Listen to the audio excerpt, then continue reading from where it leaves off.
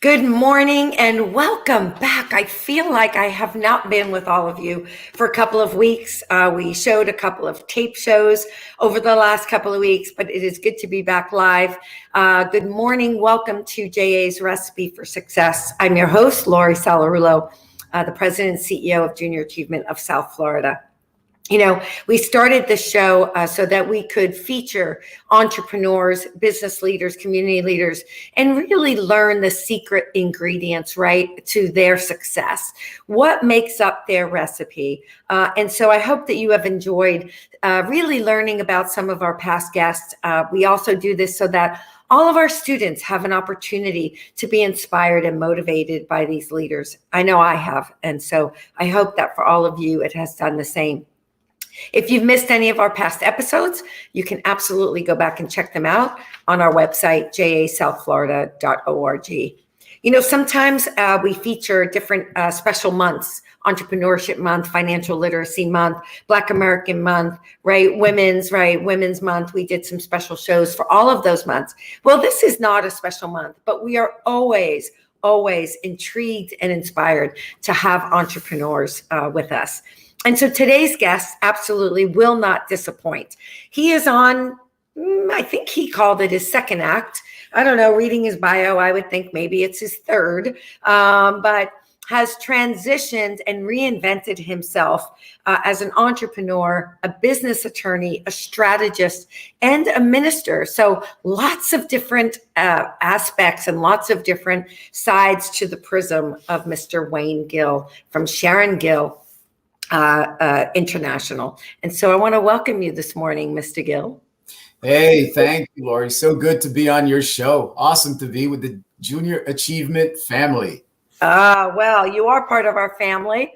As a matter of fact, you have spoken with our kids. Yes. You've been involved with us, and we so appreciate that. You bringing your wisdom and your experience, right, to our young people, so important.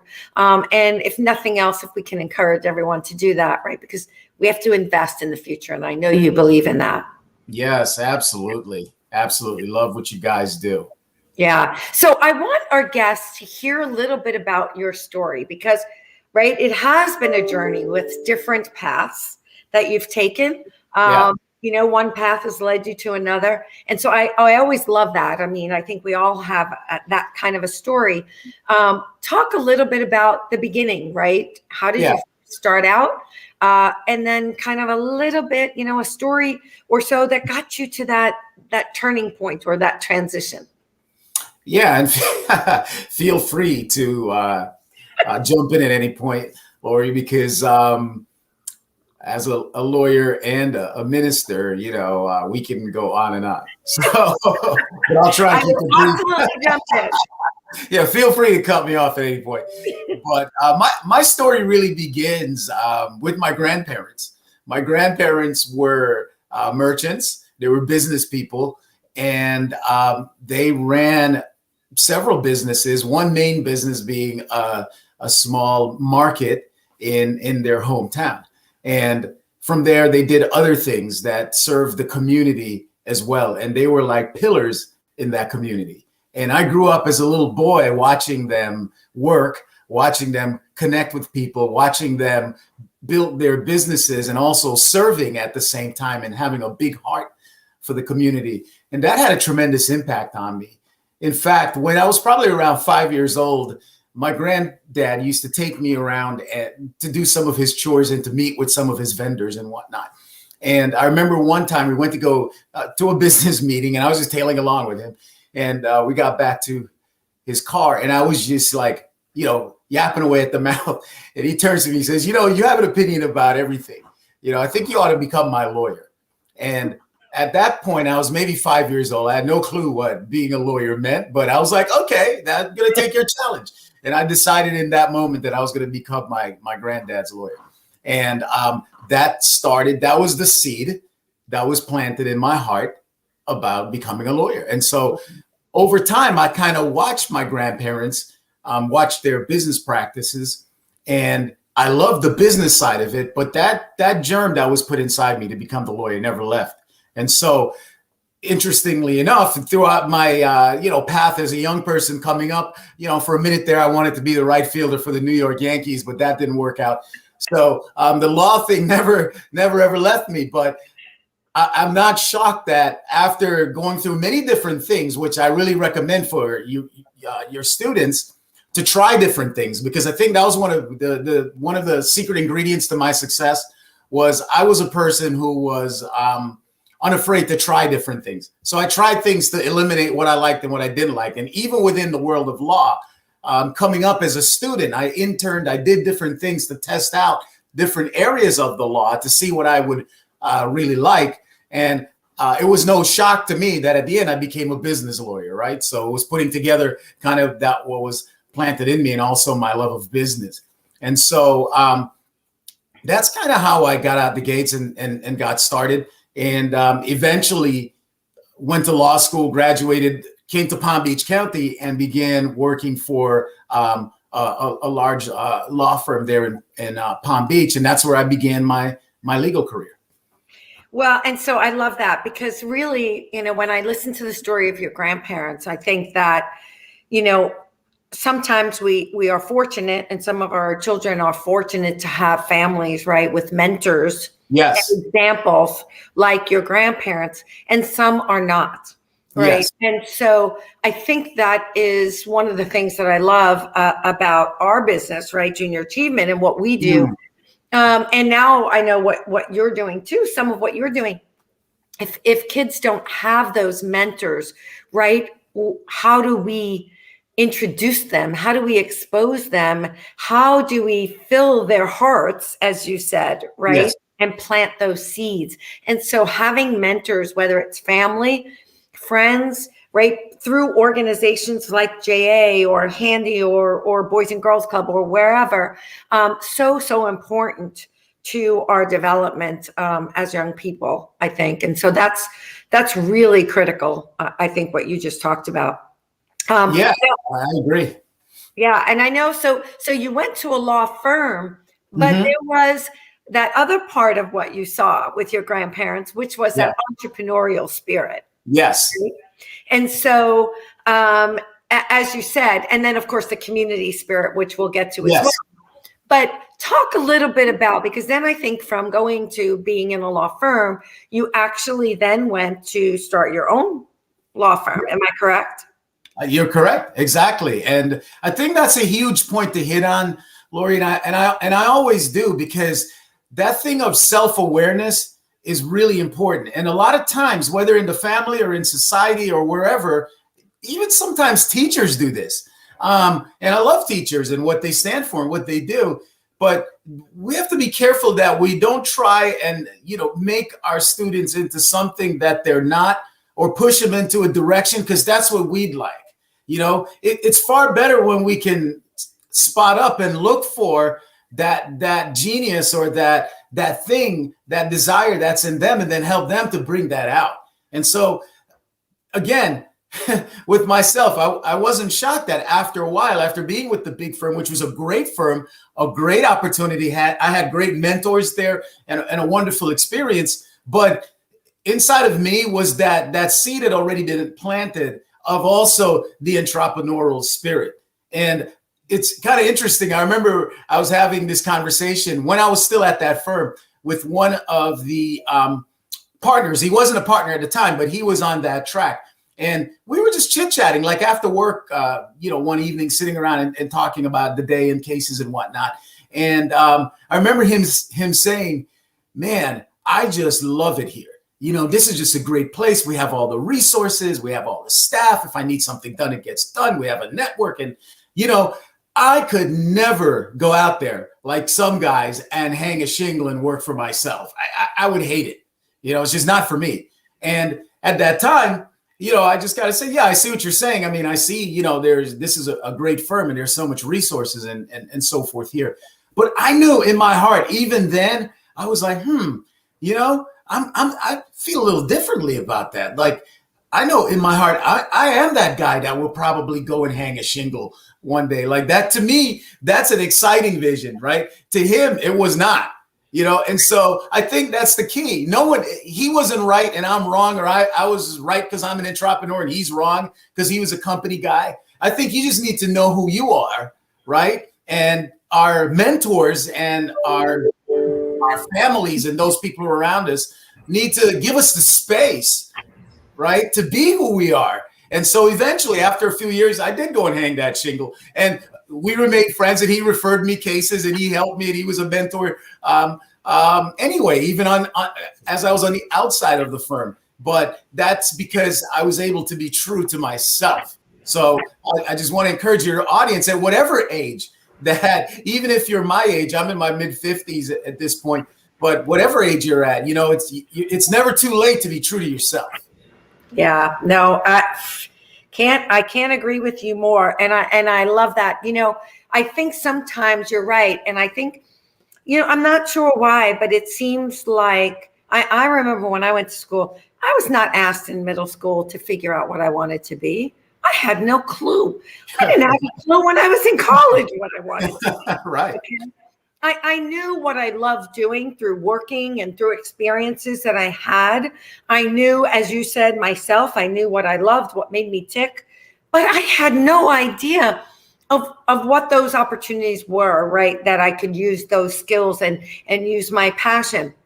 And I think sometimes we are looking to fit, as you said, our students, our young people into things that we think, instead of just giving them opportunities to be exposed to all different things, giving them the opportunity to do things, right? Work on projects, have experiences where they can say, oh, that really excited me. Oh, that I didn't like that at all, right? Because then they will begin to form, as you said, those things that they'll begin to know who they are and what's important to them, right? And what makes them motivated and excited. So, and that's what I love about junior achievement. We get to do that, right? Those students who had no idea they all talk about, I want to be my own boss. I want to be a CEO. They have no idea. Yeah. But then they go through 8 months of the fellows program and they build a real company. Well, at the end of that, you know what, Wayne? Some of them are like your partner and they go, hell no, I don't ever want to start a business. And others are just like, wow, this is what I want to do. I want to be in business. I want to do this. So I love what you're saying. So, you talked also about that ministry side, the community side that you saw from your grandfather, right? Yeah. And so that community side, giving back, right? Yes. Lifting people up, those kinds of things, obviously were also in your heart. I love the many facets of right? I think about a prism and you just have so many different facets to you. And so we've talked about lawyer, we've talked about entrepreneur. Let's talk a little bit about that community-minded, right? Community-spirited gentleman. Yeah, that was the other part of my grandparents' legacy too, that they planted in my heart. They were also just great community people. As I said, they ran the central market in our town, and I saw I don't know if they ever sat me down and said, well, this is how you do community, right? But I could observe, even as, a 5-year-old, 6-year-old, 7-year-old young man coming up, how they dealt with the community. And I knew there were families that were hurting and they would give food, or they would put it on credit, or they would just take people in. They always had someone who was either some kind of intern or apprentice, or someone who they just took in to help out. They just had that community spirit, and that really rubbed off on me. And I'm not surprised that later on, as I had the opportunity after I launched my business and I grew to become a man and kind of figure out what direction I'm going in. And my wife had a similar heart, that we eventually started a community ministry as well, which was the Oasis Compassion Agency, which was formed really to be the hands and feet of God in the community. Because what happens is sometimes within the walls of the church, we talk about God and we pray to God, and it's lovely and it's beautiful and we minister to each other. But the ministry really is outside the walls of the church, right? The ministry is across the street by your neighbor who's hurting, or at the school, or down at the police station, or just in the community. And we wanted that opportunity to demonstrate the love of God, to tell people, but also to show it by helping them to put food on their table if that's what they needed, put a shirt on their back if that's what they needed, teach them skills so that they'd be able to get work and provide for themselves. It was really the adage of if you give a person a fish, maybe they'll be hungry tomorrow. But if we could come alongside you and teach you how to fish, then you could also be self-sufficient. Because we found that some of the people who were coming were, for example, women who may have been in a long-term marriage that ended in some way, and perhaps that person was a homemaker and didn't have an opportunity to learn particular skills. So we're able to come alongside and teach skills to help that person to be able to be employable and to be able to provide. And so that was part of the manifestation of our love for the community. I love it. That is just exactly what we do, and I think so important. You mentioned a couple of words that I absolutely want to go back to. I don't want to lose them. But before we do, we're going to let that simmer, and then we're going to go to a quick break, show a little video, and then we'll be back to talk about those couple of things couple of buzzwords I heard in there. Awesome.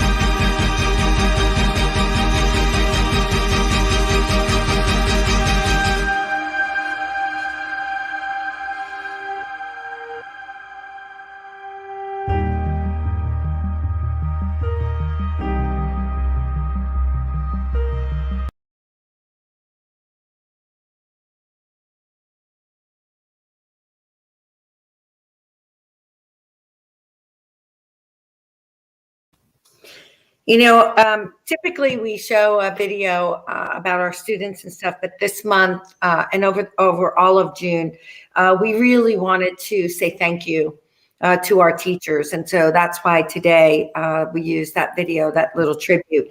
There'll be billboards and publications. Junior Achievement has worked so closely with our teachers. They've had a tough year, right? We've all had a tough year, but yes, have done so much to mentor, as you said, to teach, to invest in our young people and try to help them get through this year. And so we just want to say thank you and applaud them. And for anybody who wants to leave a message for their teacher, they can go to our website at jasouthflorida.org/teachers. And so, and I think they are doing something that you mentioned. You mentioned the word legacy. Yeah. You talked about your grandparents leaving a legacy. I listened to you and your path and your work. You are leaving a legacy, right? Let's talk a little bit about that. It's funny because I was kidding. I put pictures on LinkedIn about my messy closet and my messy garage. And I just, what? My hope is that, that my closet was clean won't be my legacy. Right. that my legacy will be that I used my time, right, to spend it with my family, to take care of my family, to spend it with friends, right, to do the work that I love, right, all of those things. Yes. My tombstone isn't going to say my closets were clean. So you know what? That's right. What is your bank account? Right. What is your legacy, right? You talked about your parents' legacy. What's Wayne's legacy? What do you hope that when, because we'll all be gone someday, what do you hope that you will have left behind? Yeah, it's interesting. In the book, The 7 Habits of Highly Effective People, Stephen Covey talks about this principle of beginning with the end in mind.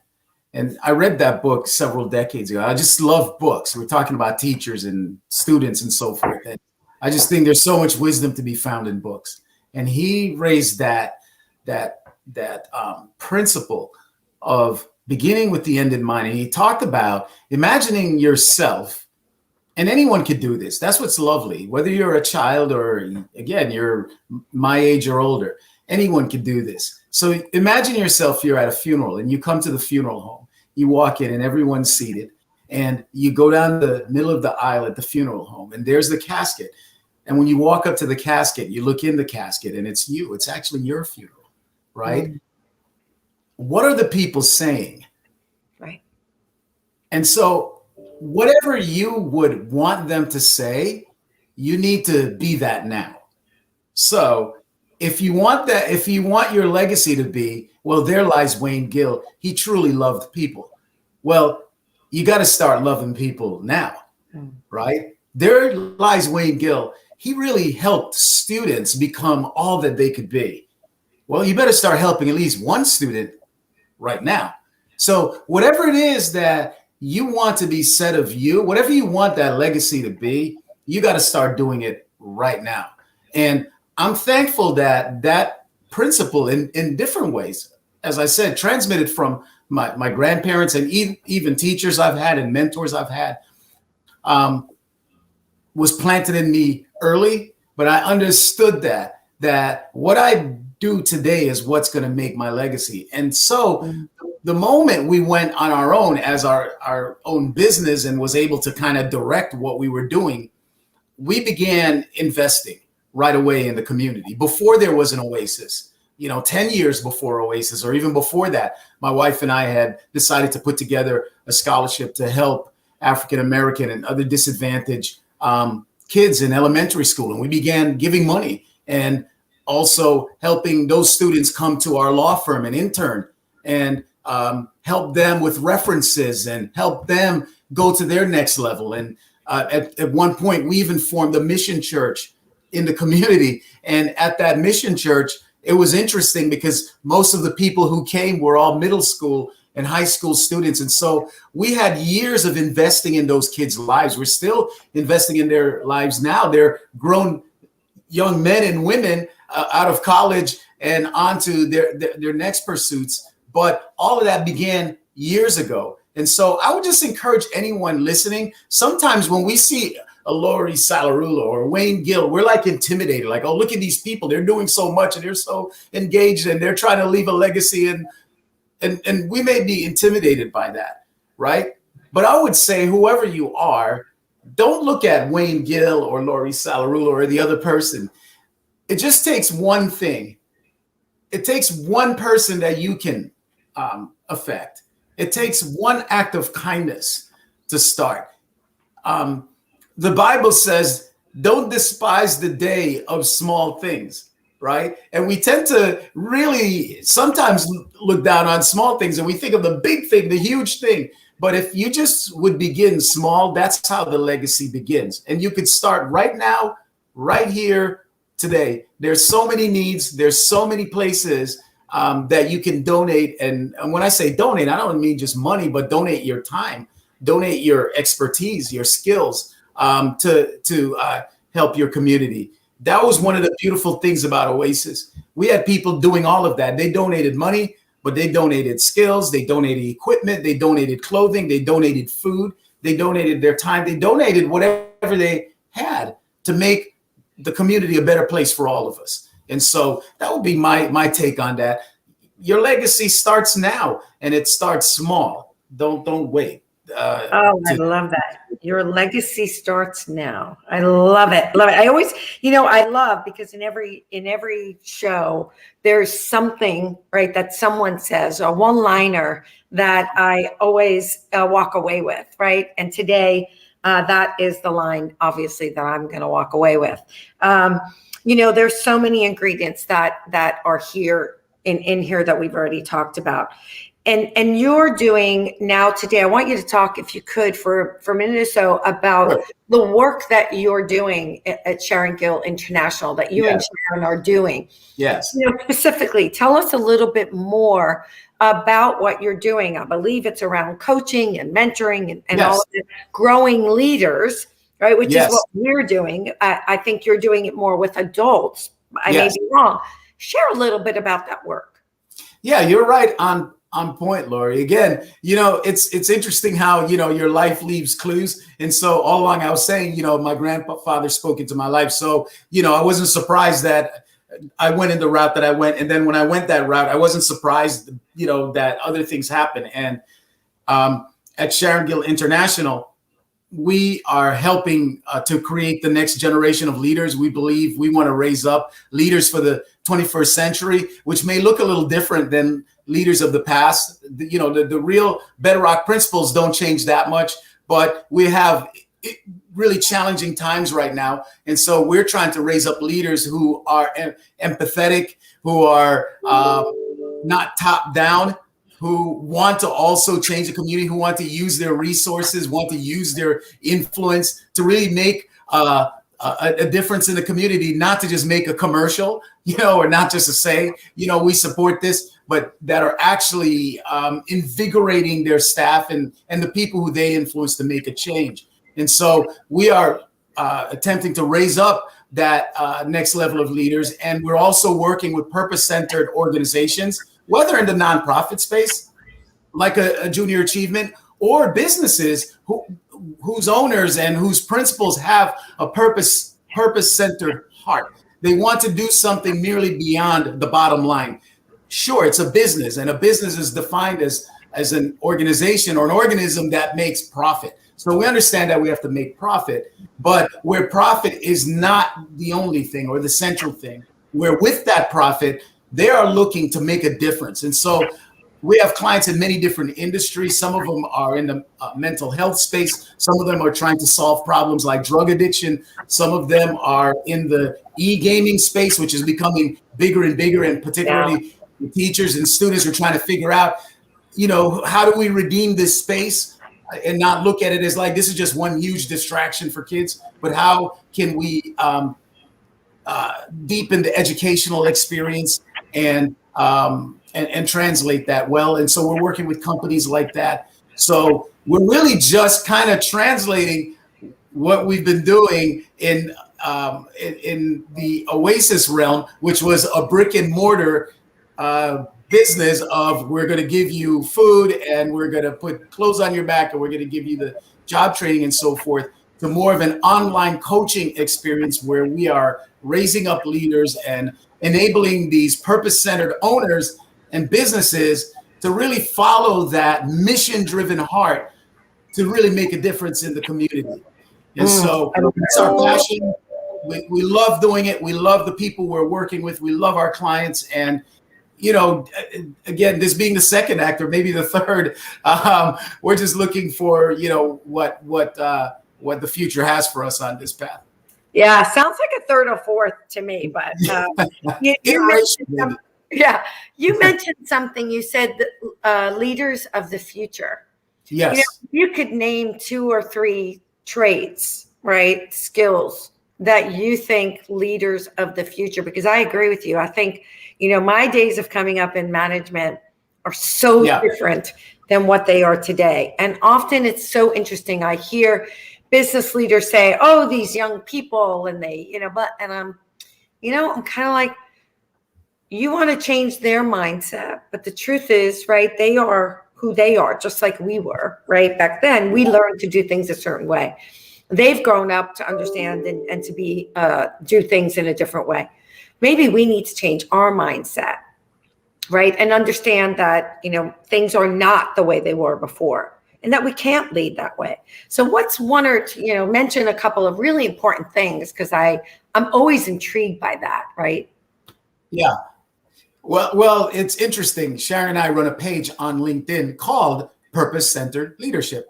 So you can go over there and check it out. We post a lot of content around that very topic: how to lead with purpose, how to lead your business, lead your organization, lead your life with purpose. And in the past couple of days or so, I've been posting a series which gets right to what you're asking about these traits. What would be the top traits?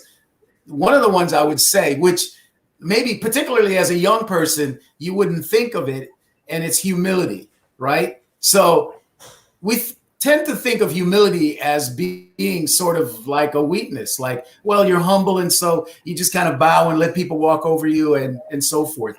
But what's been discovered in the leadership research is that some of the best leaders of all time in business and in social enterprises and so forth, in education, are the most humble leaders, because humility is really not being a doormat.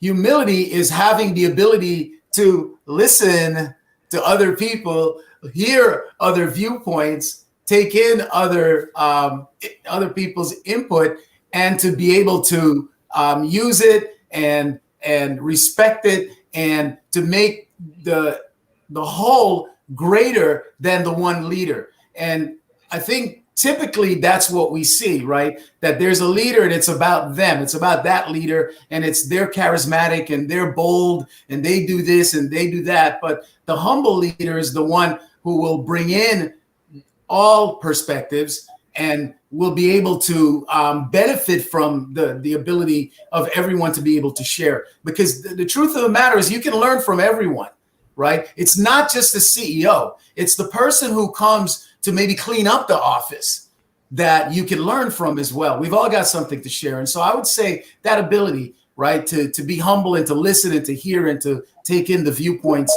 of other people, that would be one. And one that really doesn't change really is the whole issue of having the character of a leader, which is authenticity, integrity, truthfulness, right? And we spoke about the authenticity piece a little bit earlier, like sort of being authentic, not trying to be something else, or having one face over here and then having a different face to the public, but really being integrated, right? That's integrity, being whole, being the same everywhere, right?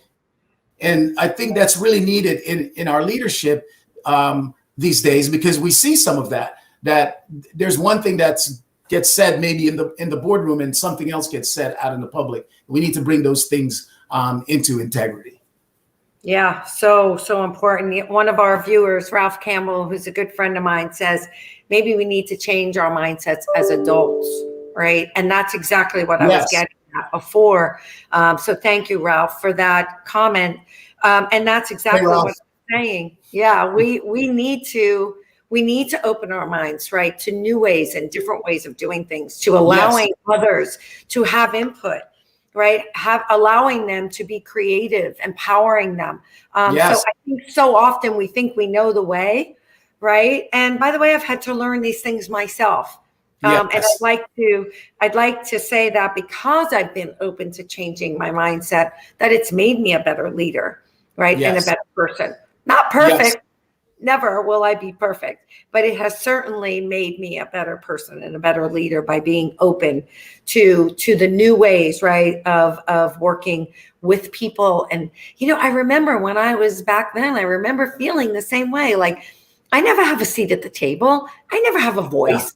I'm told what needs to be done, right? Even when I was managing teams, my boss would say to me, here's the project. You got to do it, and you got to do it this way. And I'd be like, well, maybe that's not the best way. Maybe me and my team can do it a different way as long as we get to the same result. And so I think changing our mindsets, I agree with you. And all of those things you talked about are so important.